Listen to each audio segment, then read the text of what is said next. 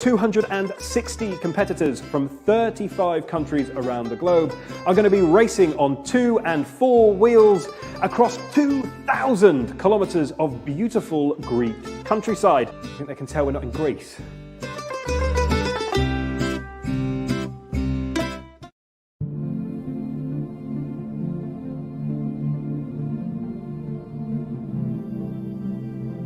I don't know, it's hard to describe it. You just sort of, it's upsetting. A lot of work and prep, a lot of late nights have gone into the car just to see it end up the way it did was very soul destroying. But yeah, obviously we're all passionate here, being a small family team, so it hurt a lot. It was a massive personal achievement for myself, the team, everybody involved, because it's been a huge, huge effort.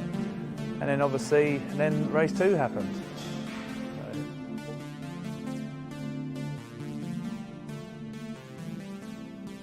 Last one. You can do it, right? Yeah, we'll get it out. She'll be whizzing on the track very shortly. What an incredible 2 rounds of touring car racing we have watched right here at Silverstone in the opening rounds of the Goodyear Touring Car Trophy and TCR UK Racing Championship. Make sure that you tune in to watch the entire season right here on Is It Fast? Results Hub, all motorsport results, all in one place. And now there's an app. Take results with you on the go as we bring you the latest standings from championships around the world. And there's more. Use the app to see who is racing and where with our handy calendar feature. Download the app now. Results Hub, all motorsport results, all in one place.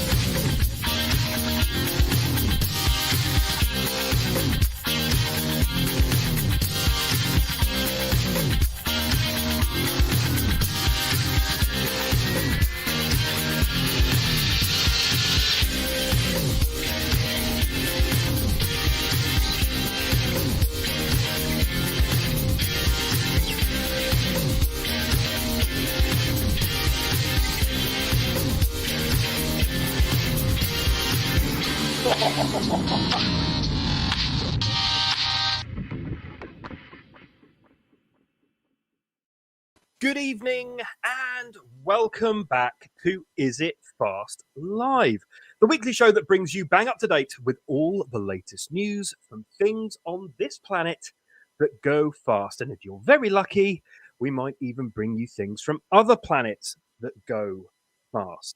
So sit back, relax, set your massage chairs to max, and let me and other Stu take you on a voyage of discovery. And with that, other Stu, how are you this evening?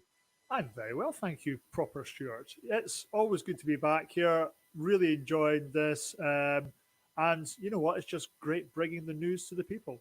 Isn't it? We are bringing the news to the people. And talking of bringing not the news, important news. No, this is far from actual journalism, but we shall pass it off as long as there's a tax break. So that's what we will do. And this week, there's been a lot going on in the non-proper news world of Is It Fast? Would you like to know what we've got in store for the good viewers and listeners of this fair show, Stu? Well, I'm certainly interested, so why not? Exactly. This week, get your posters ready because there is a brand new pin-up as Lamborghini reveal a new Countach, which is very, very exciting for those of us of a certain age. Le Mans est arrivé. The 24-hour race is back, and stick the kettle on as we showcase brew watches in TikTok. That's too much time on that app. So there's this and much, much more on Is It Fast this evening. A true smorgasbord of quick delights, which I'm very, very excited about, I must say. As you should be. Yeah. It's just going to be fantastic, and there is an awful lot to go through. So, should we start? Proceed. Oh, very regal. I ruddy will. You've tuned into Is It Fast with both Stuarts. Aren't you lucky? Yes, you are. Absolutely love that. So we start this week with very, very exciting news from the Italians. And if you are a certain age, you will be truly aware of that name. This week, Lamborghini gave us the Countach reborn. The original Lamborghini Countach, that one there, from the late 70s, early 80s, the original pinup. And it was an absolute, just make your eyes and your pants do beautiful, beautiful things. And so Lamborghini have given us this V12. Lamborghini Countach Reborn is basically going to give you the opportunity to bring brand new posters to your studies. So what can we tell you about the new Lamborghini Countach? Well, let's start with what's inside. So a V12, it's going to be super duper powerful. It's going to be one of Lamborghini's most powerful road cars ever, in fact, and has got an integrated electric hybrid engine, giving you a huge amount of brake horsepower, 803. That means that the new Countach will get to 62 miles an hour in just 2.8 seconds and onto 124 miles an hour in just 8.6 seconds. And if you carry on, you'll get to 221 miles per hour. But it is Italian. It is a Lamborghini. So in fairness, it probably won't be that quick, but still pretty quick. The underpinnings are essentially Aventador-ish, and it's just an absolute delight for the eyes. What do we think of this reborn, highly exclusive hypercar, Bertoni designed brand new Lamborghini? You know what? This is just absolutely perfect. They've brought back the classic name, the classic shape. This is what the words iconic supercar were invented for. You touched on it earlier. How many bedroom walls in the 80s were plastered with this poster? It must be up there with Cindy Crawford. Honestly, that's how many times. And just bringing almost as much excitement as well. It's a hybrid, but the clean lines on this, no wings. My one minor bugbear, the square LED headlights, they don't pop up.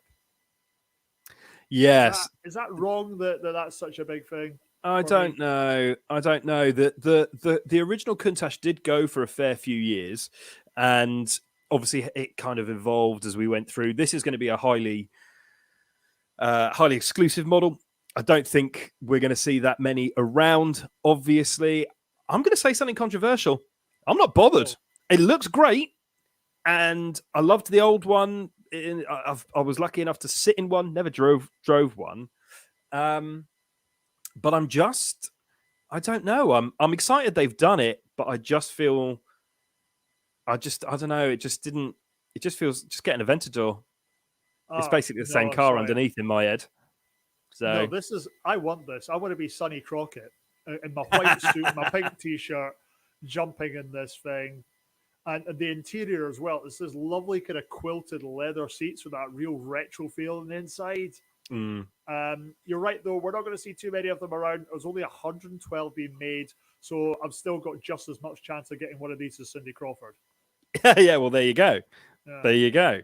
But tell us in the comments, what do you think of the new Lamborghini Countach Reborn? As other Stu says there, only 112 being made. I imagine they're very, very expensive.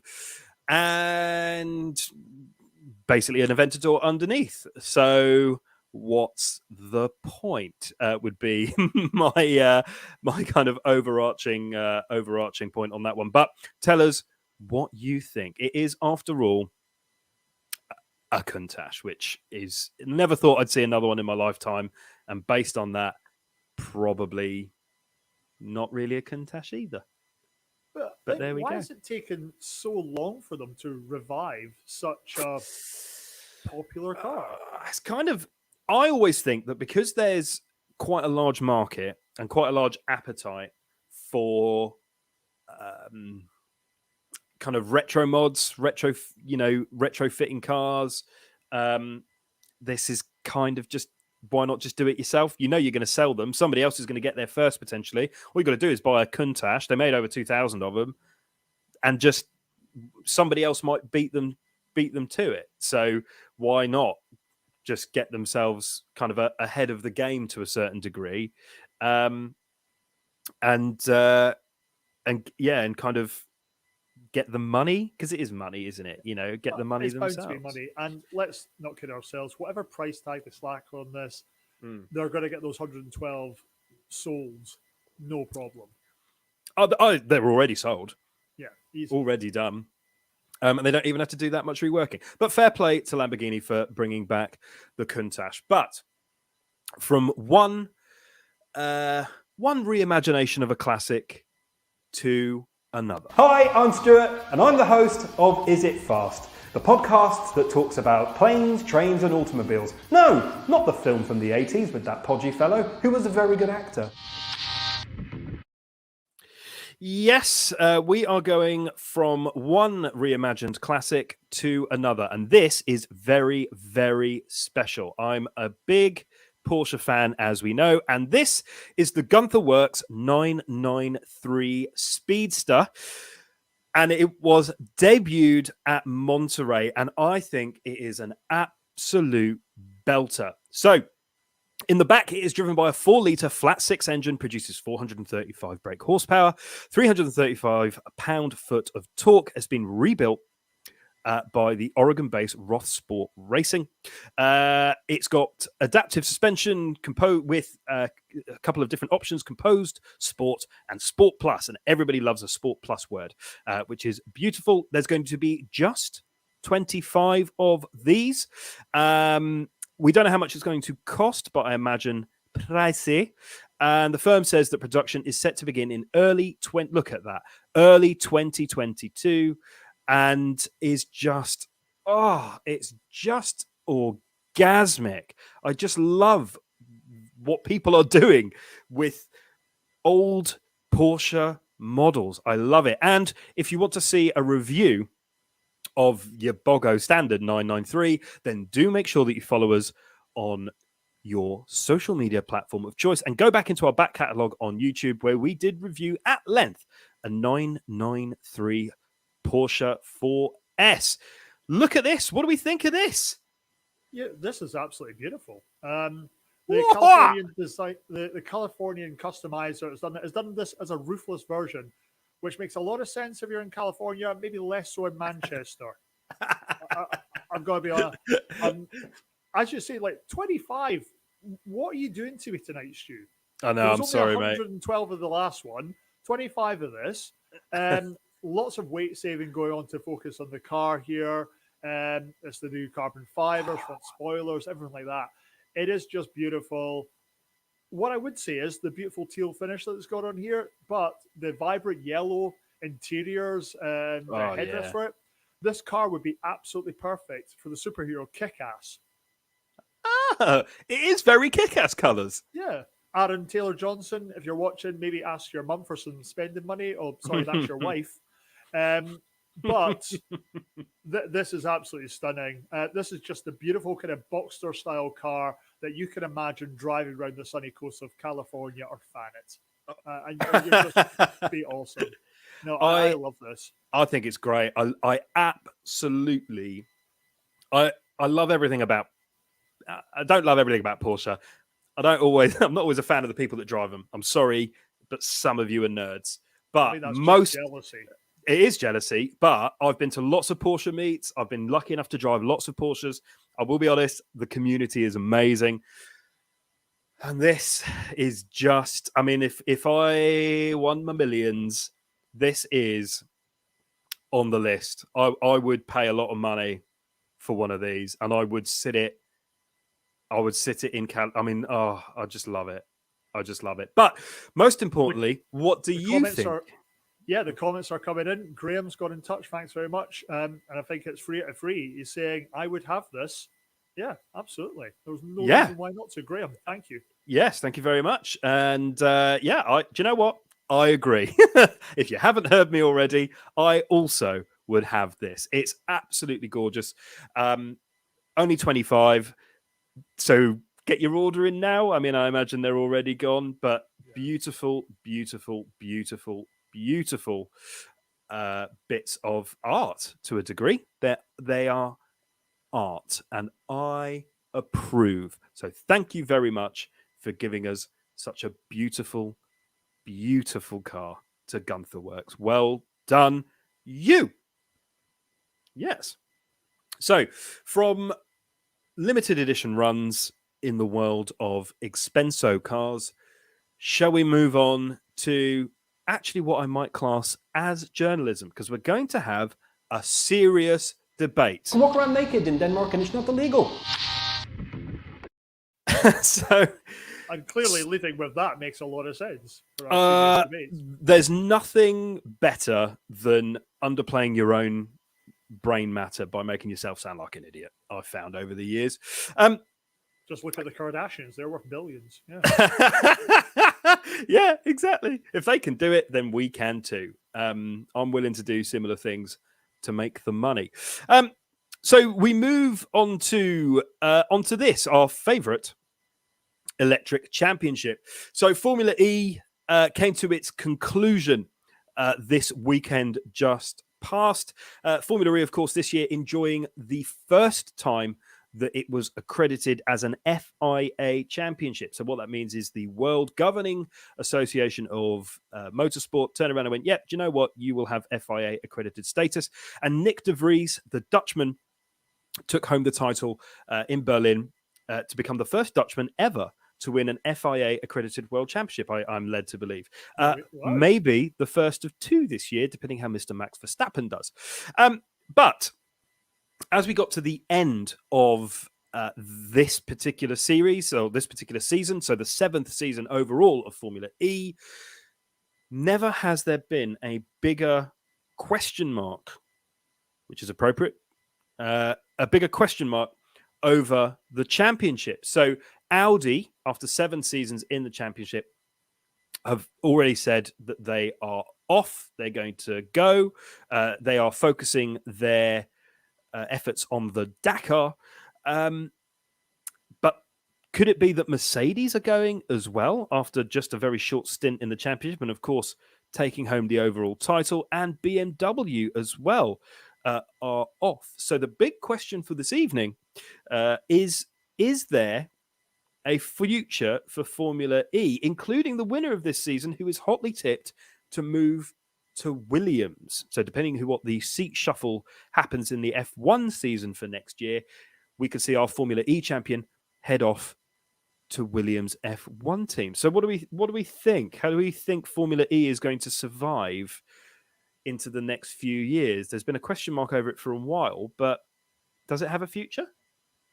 Well, adding all that up, it's kind of difficult to sit here and say, oh, no, it's absolutely fine.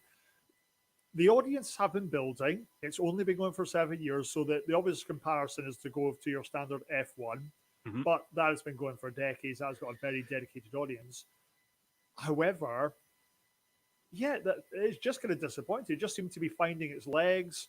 The crowds are starting to come along for it as well.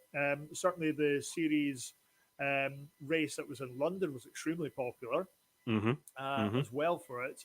But the races were great for the fans. They were absolutely chaotic. Yeah. But that's kind of what we wanted. It was a very entertaining series of races. But when you've got some of the bigger boys saying, we're done, we're stepping away, we're focusing elsewhere, Yeah. the sponsors won't be far behind. Yeah. And especially if you're champions then saying, right, I'm potentially off as well. It does kind of overshadow what has been a very competitive series. Like going into the final race, you had 3 or 4 drivers that could still win the world championship. And I believe in the end, there was only 4 points of difference between Mercedes winning the constructors to Jaguars. So yeah, it was close. You're not going to get that in many other series out there. No, it was close. I think you're right. I think they've got most things right. And I mean, just for clarity and where I stand on it, I think it does have a decent future. A lot depends on what's going to happen kind of with the next few years with the other championships, one thing and the other. But yeah, interested to hear what you guys think. So tell us in the comments, where does the future of Formula E lie? Does it go from strength to strength because of how good this season has been? Or is it going to go the other way because, as you say, other Stu, they might lose their champion to F1, which would be a bit of a PR nightmare, and manufacturers withdrawing. But very, very interested to hear everybody's thoughts on that. Do you also think it's not taken as seriously because it's it's electric? I don't know. It's there in the title. I know that there's other championships that are far more electric or just kind of having that focus, but is it a branding issue? I don't know. They've got some very, very talented people working on it, but behind the scenes, and I don't know. I think motorsport is a very crowded arena. I think it's got a lot of choice. A lot of things happen on the weekends. It's like any other kind of popular set of sports. So I don't know. I think they struggle with the image because they do look quite similar to Formula One cars. And if you go into it thinking you're just going to get more Formula One, then you're kind of stepping off on the wrong foot. You need to approach it as a completely new thing. And the problem is it's not a completely new thing. It has been going for a while, but F1's been going for 50 years. World Rally Championship's been going for 50 years. Lots of these championships, have been going for a long, long time. 7 years. Yeah, exactly. It's huge. And trying to do something with a very, traditionally speaking, petrol heads don't like anything electric, particularly the hardcore, right? And it's a sweeping statement. And I'm not massively dissimilar. I think, yeah, it's great. I think electric's great. It's the future, hydrogen, whatever the scientists tell me is the best thing to do and the engineers tell me is the best thing to do, I'll do it. Do I have an electric car? No.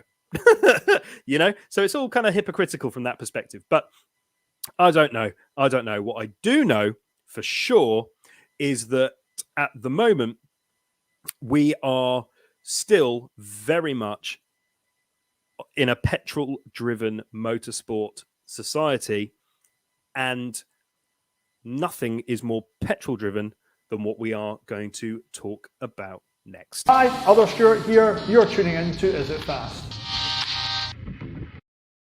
So this weekend is a huge weekend in the motorsport calendar because bienvenue à Le Mans, tout le monde. The 24 Hours of Le Mans is back, featuring the champion of the Formula E, Nick de Vries, will be driving. So Le Mans is a very, very, very, very interesting championship. And obviously COVID disrupted it quite a lot over the last 2 years, but it looks like it is back in quite a big way.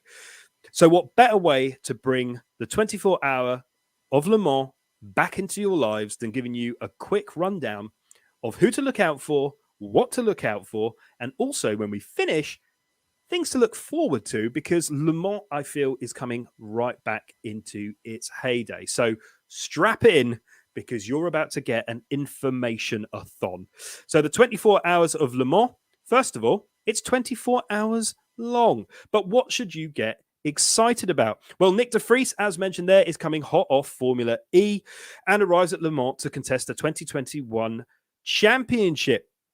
He is going to be part of a 62 car strong showing. 62 cars have entered Le Mans. Can you believe that, Stu? 62 cars all doing their thing for 24 hours. How can you not get excited about that? It's going to be huge. So we have got 5 hypercars taking part in the hypercar class. I should just roll the video back so you can see what they look like, because they're absolutely insane. Look at that. Look at that. Absolute insanity. I think heads up, I'm going to get real excited about the whole thing. Did you know that 3 of the hypercars were within the same 10th of a second in one of the free practices recently? It's so competitive. It's unbelievable. And Alpine have come along with essentially a brand new chassis. Hasn't got any racing miles on it, apparently. You've got Glickenhaus in there doing their thing, and Toyota are also right in the mix. Toyota, of course, who have had a very, very successful Le Mans over the last 4 or 5 years as well. When you look at the LMP2 cars, LMP, for anybody who doesn't know, stands for Le Mans Prototype. So there you go, something you might not have known. And these things are spaceships. And of the 25 LMP2 cars, there are at least 10 of them that could win. At least 10 of these cars could not only win, but be outright podium finishers. A shout out to who to look out for, United Autosports, and big up Paul de Resta, our second favourite Scot on Is It Fast. He's going to be doing his thing before he jumps to the Peugeot hypercar next year. Also, look out for newcomers WRT and Risi Competizione. They could launch a surprise bid. And a shout out to Kent-based team Jota, who have been doing incredible things over the last 10, 15 years, but they could also be going for an outright podium with Stoffel van Dorn at the wheel. And then the GTs. There's still more. Still more. You've got the GT cars. You can see them there on the screen. They are essentially super hyper performance versions of road going race cars, Ferraris, Porsches, McLarens. You've got all sorts of weird and wonderful colors and concoctions, but the GTs are also going to be a really tight set of racing. The ones to look out for in the GTs, Corvette. Corvette are debuting their C8R in Europe racing at Le Mans after last year they stayed stateside. So the Corvette C8R, ask me why it's important, because it is Corvette's first mid-engine car. So it's been out in the United States for a little while and has been racing in the US for about a year or so. But now it is going to be here at Le Mans. So there is a very quick but very hopefully impassioned rundown of this year's Le Mans. So there you have it. Stu, are you excited about Le Mans? Because I flipping know I am. You know what, mate? I love the race, and I'm also a big fan of the desserts. It's described on their website as the greatest motorsport event in the world. And admittedly, it's their own website, but God, that's tough to argue with. It is just exciting. This is grueling stuff. And also, minus a demolition derby, there are not many other motorsport events out there that will have different types of cars competing against each other. I'm a massive fan of all the free practices and things like that they have, because it just allows them to be there a long period of time. These guys aren't looking to pack up and go elsewhere next week. This is a one and done. This is get out there, show us your wares, show us what you can do. It's just going to be awesome for driver knowledge, tweaking and making adjustments to the systems. It is just extremely exciting. And these cars are the type of cars that little boys want the models of in their pockets or their dungarees. It really is. It's just exciting.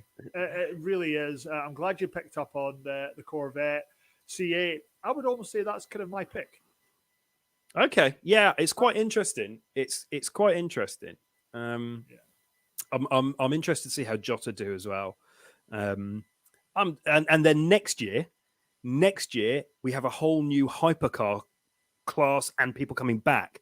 So if you're not interested in it this year, I would recommend you try and sit through a little bit, because next year you've got Peugeot coming back after a decade being away. In 2023, Audi, Porsche, Acura / Honda, BMW and Ferrari are all going to join in as well. So 2023 is also the centenary of Le Mans. So over the next couple of years, it's just going to keep growing and growing. And it's just incredible. There is no track racing on planet Earth better than Le Mans. And that is a hill that I will die on. It is incredible. And I think you're allowed to have that opinion. Can you tell us a little bit more about the track as well? No.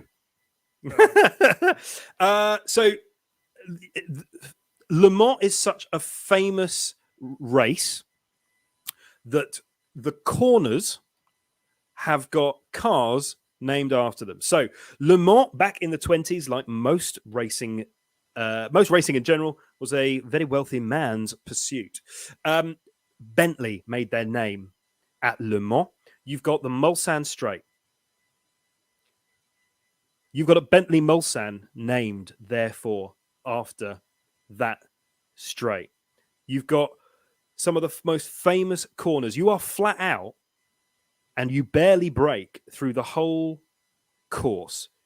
You're braking, I think, like 3 times. It's dangerous. It's run most of the year. The Le Mans track is just roads. It's just roads in round Le Mans. But then this time of year, shut it off, away you go. So if you are a fan, you can go and you can drive the parts of the Le Mans circuit any other time of the year. You can experience it yourself. It is just, it's unbelievable.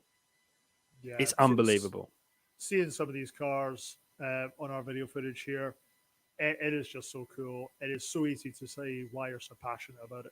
Oh, I love it. I love it. And I think not having it in the same guise over the last few years, because of obviously things out of everyone's control, has only made me really understand, as an already a fan, I was already sold, but missing it, I think, and absence only makes the heart grow fonder, and this is exactly how I am with Le Mans. Just we had it kind of over the last few years, but it's not the same. So there we have it. Tell us in the comments if you're excited about Le Mans. What are you looking forward to the most about Le Mans this year?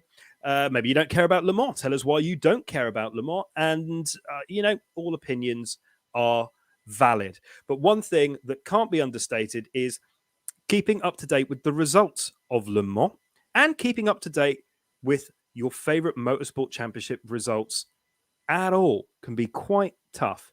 But tough no longer, thanks to these. Results Hub. All motorsport results, all in one place. And now there's an app. Take results with you on the go as we bring you the latest standings from championships around the world. And there's more. Use the app to see who is racing and where with our handy calendar feature. Download the app now. Results Hub. All motorsport results, all in one place. That's right. All motorsport results, all in one place, thanks to Results Hub, the app that all motorsport fans need to keep up with their favorite championship. That's it, multiple championships, and it always just amazes me how quick they are at getting these things updated. as well. I know. It's almost like they're good at it. It's incredible. It's incredible. Whisper it. Now,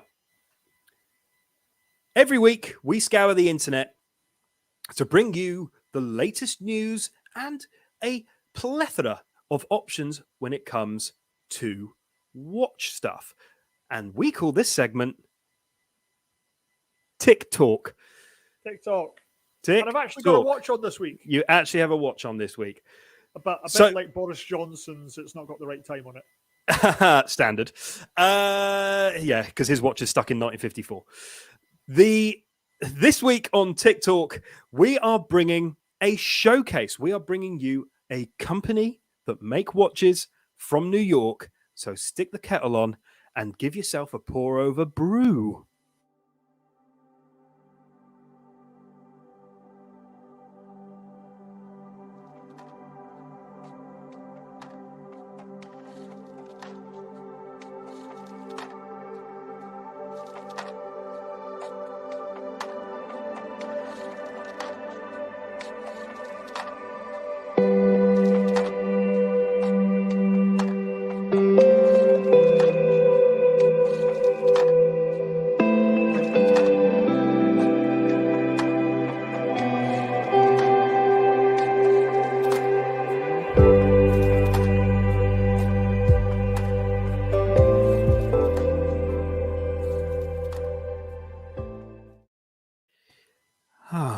What a lovely, velvety, bean-based watch company we have showcased for you today. This is Brew Watches. Now, Brew Watches are a New York-based wristwatch manufacturer, and they give your wrist a caffeine-themed injection for less than $500. So check out their new metric. This is their new watch that has just come out. But what we've seen there is a couple of their pre-existing wristwatches designed to celebrate and capture coffee experiences, and their inspiration is drawn from industrial espresso machines. I love these watches. I tripped over them on the internet the other day, got to chatting about them, and I thought, do you know what? I don't think enough people in the world know what brew watches are about, what they look like, how, and I'm going to say this and it's going to sound wrong, how cheap they are considering the amount of effort, the amount of design, the aesthetic, and how different they are. It's amazing what you can get yourself for under $500. I think they should easily be triple the price. But what do we think of those brew watches? What a hidden gem. Like most things in New York, a hidden gem that if you trip over it, you could be one of the happiest people in the Big Apple. Look at that. Yep. Love them. You know what? I really, really like these. They are so versatile. You wouldn't look out of place wearing them casual or wearing with them with a suit. The designs of them, the kind of the honeycomb face with a matted metal finish, that is absolutely beautiful. It's almost a bit of a 70s throwback look to them. I think that's absolutely fantastic. Massive shout out to the Retromatic in the green. I think that is beautiful. And the Matrix Retro one, their new one, is stunning. And like you, I cannot believe that they are no more expensive than $500. I know, it's crazy. If you wear that, somebody is going to compliment you, as far as I'm concerned. Yeah. Now you like I see a lot of watches. We're very lucky to own a lot of watches as well.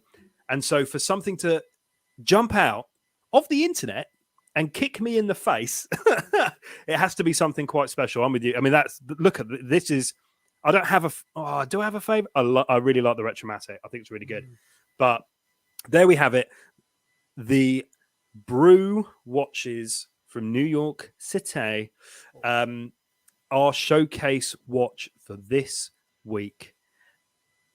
Design cues from espresso machines, industrial espresso machines. What will they think of next? But tell us in the comments, what do you think of these beautiful watches? I implore you to go to their website, have a little peruse, and see what you think. And they're not paying us to say that. So I can say with entire confidence that we mean it. So there you go. Yes, Tick, talk, done. Should we move on to cars again? Yeah, I suppose so. Yeah, why not? Why not?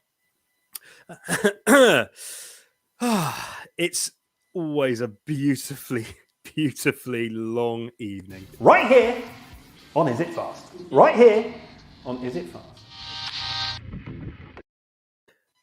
That's right. Right here on Is It Fast, we try to bring you relevant news, and this is not one of those bits of relevant news. If you remember correctly, a couple of weeks ago, we brought you a teaser of the new Honda NSX Type S, which is going to be the swan song of the hybrid supercar brought to us by Honda /Acura. Well, they have actually revealed that car now, and here it is.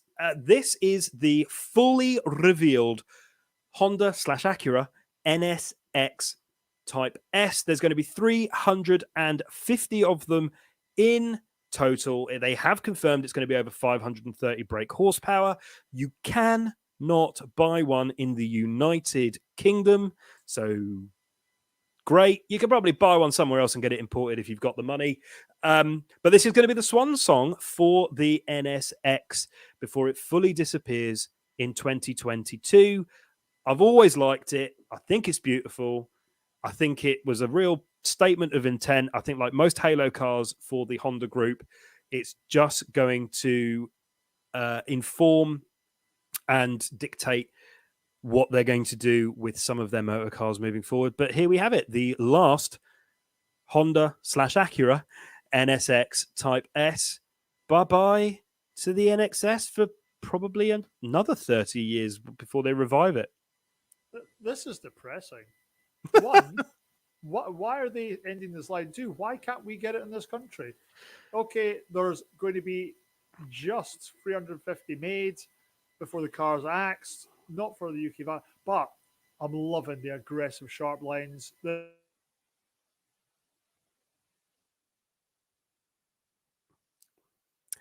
Wow. I guess The upholstery for it as well, and the Yeah. ebony, orchid, or red. Oh, it's just yeah. beautiful. Well, don't get used to it. It's gone. I don't think anyone bought one, mate. Classic problem with with cars. If no one buys them, they're not going to keep making it. But there we go. The last Honda NSX. It will be the Type S. Tell us in the comments what you think of that. And you're not going to buy one because you can't. But, Stu, Yo, I only told you to blow the bloody doors off. No? Okay, well, we've got news from Mini. See what I did there? Italian job, because they drove Mini. That was a piece of internet awkwardness. We've got news from Mini this week. That they revealed this. It's cute, isn't it? But Mini teamed up with British fashion designer Paul Smith. I believe he does shirts, amongst other things. It is a showcase, basically. It's nothing more than that. But he created a pared back one-off, which is essentially a waste of time. But emphasis on the firm's sustainability ambitions. So as the name suggests, the strip concept does away with many of the standard car features, has a number of only absolutely necessary things. Steering wheel, doors, that kind of thing. It's not going to go into production, so don't get excited about it, but it is literally there just to say, look what we could do if we tried. And Paul Smith has worked with Mini in the past. But there you go. News from Mini there. Yeah, I get the idea behind the principles of simplicity, transparency, sustainability, but this is depressing. Like I know Paul Smith's work. It's normally bright colors and things like that. They're fantastic. What is this absolute drab nonsense they've sent us? It is absolutely mental. Have you seen the interior of this thing? We have, and if I'd done the video properly, everybody else would be watching it right now too. But unfortunately, the editing department let us down. Sorry. Producer Alex. Oh, I know. But if you watch it after the fact, you will be able to see. So for those of you watching it after the fact, yeah, look at this interior. It's just a bit plain, right? It looks like you're in a cork aquarium. It's mental. The actual handles of it are like climbing rope. And it's like you're in a really, it's like you're driving a crap themed restaurant. Yeah. They describe it as the minimalist cabin and focusing of using space efficiently. Okay, in space, no one can hear you scream, but there's going to be plenty of screaming if you were able to buy this car. Most of the screaming would be from you. This is terrible. No, I'm sorry. Yeah, let's take it off. Yeah, I agree. I think Mini try to be quirky. They try a bit hard to be quirky. I understand that this was essentially just a project piece to kind of show what can be done from a sustainability factor. But yeah, I agree with you. No, bad Mini, silly Mini. Don't do that again. That was not a cool thing to do. Mini was quirky back when the Spice Girls were popular. Yeah. Now they've just kind of been about too long. Yeah. Are we talking about the Minis still? Yeah. But talking of quirky, talking of cool, talking of sustainability, we finished this week with something very, very cool. Sit back and get ready for this.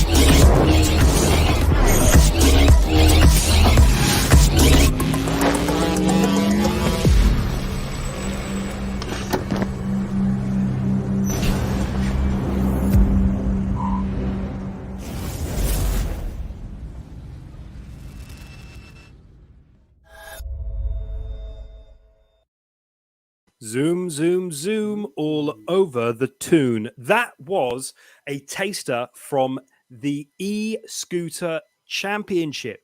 Now, the e-scooter championship is going to be held in cities around the world. They've got some incredible racers. It's one of these things that look like it's kind of Tron meets the X Games, which is really, really cool. Teams are starting to be announced. A team was actually the first team, I believe, was announced today. And I think this is something that people should get behind. And we're actually going to be showcasing some e-scooters on Is It Fast over the next 3 to 4 weeks. So they won't be the racing e-scooters that you saw there, but still, nevertheless, we're going to be posing some of those all-important questions. Are e-scooters a great way to get around and the future of urban mobility? Or are they the scourge of Carpathia and you shouldn't own one? Tell us in the comments what you think of e-scooters in general. Why not?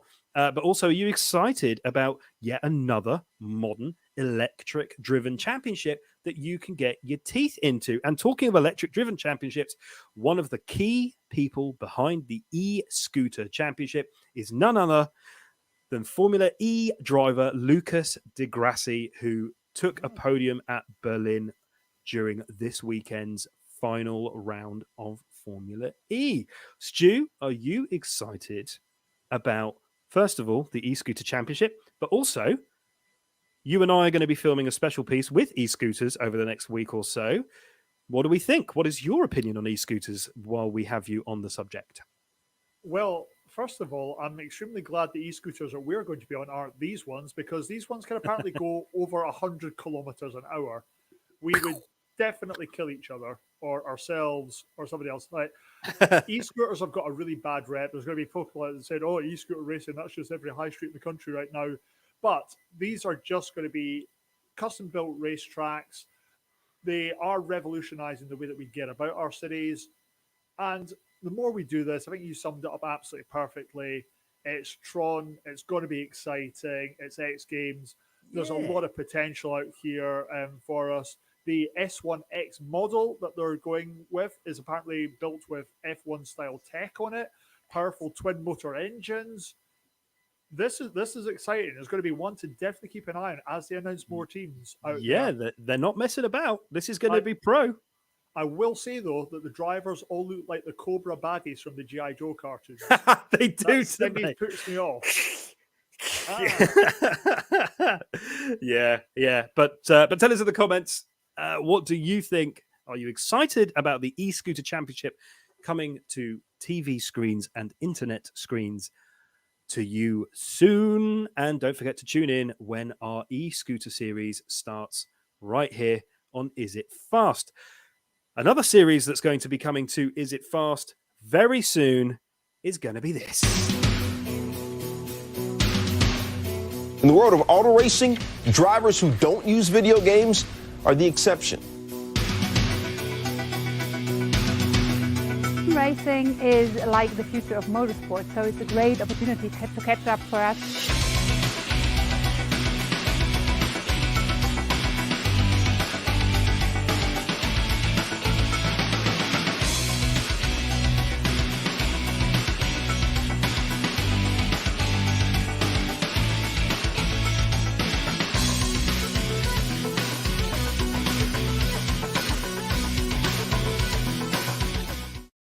Sim racing is the future. It is the future, but it's not, because it's here now. That's right. We are going to be bringing you live sim racing from the Blue Streak Esports Racing Championship. Some of the biggest, brightest, and well-known racers from the real world will be taking part. And we can confirm right here tonight that the very first race is penned in for the 7th of September this year. And you'll be able to catch it live on Is It Fast, not to mention all the juicy behind the scenes, all the gossip, all the content. We'll be talking to the drivers, and we shall be showing you the sim rigs and all these other beautiful things if you at home want to be getting into what is the ever-growing world of sim racing. How excited are you about this? Because I am.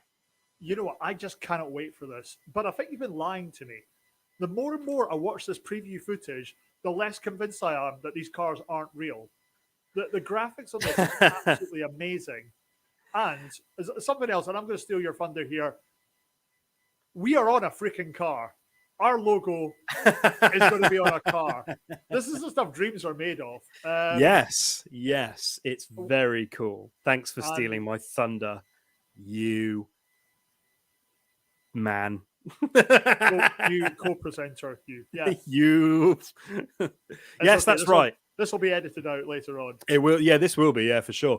Yeah. But yes, you're absolutely right. You will be able to watch. If you're interested in logos on sim racing cars, then you will see the Is It Fast one on every single car. I've been led to believe by the people in charge of the championship. So thank you very much.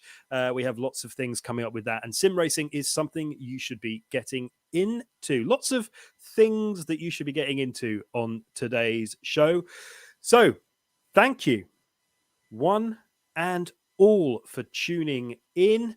We appreciate every single last one of you that watches this live and watches it once we're not live, which is probably the safest way to go. If you want to make sure that you don't miss a single live broadcast of anything that we do or any of the other extraordinary things that we get up to, then please do follow us on your social media platform of choice. Tick that little notification bell or whatever the equivalent on Facebook is. I don't know. And we would be eternally grateful, because it is you at home that make the difference and allow us to do all the fun and interesting things that we do. A big shout out once again to Results Hub. Make sure you go onto the App Store and download the app, because genuinely is very, very good. Thanks to the team at Collaborate for keeping us running from a technological perspective, even though there was a couple of screw-ups halfway through the show. Thanks very much, guys. But we appreciate your support as always. And until next week, live at 7 o'clock, we shall see you then. And of course, other Stu, I'm going to force you to wave now. Thank you very much. Naked Sooty.